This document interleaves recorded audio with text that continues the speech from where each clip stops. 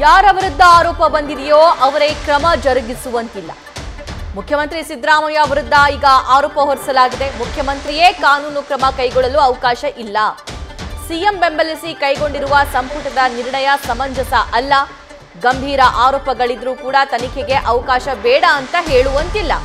Supreme ಕೋರ್ಟ್ನ ತೀರ್ಪನ್ನ ರಾಜ್ಯಪಾಲರು ತಮ್ಮ ಇವತ್ತಿನ ಆ ಲೆಟರ್ನಲ್ಲಿ ಉಲ್ಲೇಖ ಮಾಡಿದ್ದಾರೆ.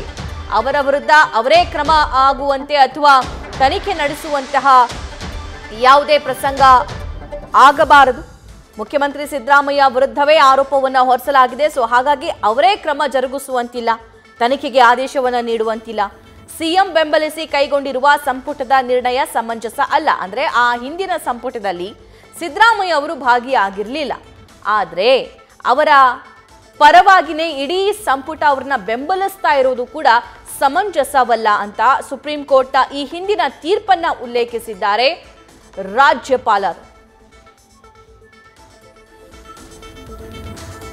ಮೂಡ ಹಗರಣಕ್ಕೆ ಸಂಬಂಧಪಟ್ಟಂತೆ ಪ್ರಾಸಿಕ್ಯೂಷನ್ಗೆ ಅನುಮತಿಯನ್ನ ನೀಡಲಾಗಿದೆ. ಕಾನೂನು ಹೋರಾಟವನ್ನ ಕೈಗೊಳ್ತೀವಿ ಮಾಡ್ತೀವಿ ಅಂತ ಕಾಂಗ್ರೆಸ್ ನಾಯಕರು ಹೇಳ್ತಿದ್ದಾರೆ. ಆದರೆ ಈ ತನಿಖೆ ಶುರುವಾದ ನಂತರ ಯಾವೆಲ್ಲ ಸಂಕಷ್ಟ ಎದುರಾಗಬಹುದು ಅನ್ನುವಂತಹ ಕುತೂಹಲ ಪ್ರಶ್ನೆ ಕೂಡ ಸದ್ಯಕ್ಕೆ ಮೂಡ್ತಾ ಇದೆ. ಇನ್ನು ಬೆಳಗ್ಗೆ ಆ ಲೆಟರ್ ಅನ್ನ ಸಿಎಂಗೆ ಕಳುಹಿಸಿದಂತಹ ಸಂದರ್ಭದಲ್ಲಿ ರಾಜ್ಯಪಾಲರು ಯಾರ ವಿರುದ್ಧ ಆರೋಪ ಕೇಳಿ ಬಂದಿದೆಯೋ ಅವರೇ ಕ್ರಮ ಜರುಗಿಸುವಂತಿಲ್ಲ ಅನ್ನೋದನ್ನ ಸ್ಪಷ್ಟವಾಗಿ ಉಲ್ಲೇಖ ಮಾಡಿದ್ದಾರೆ.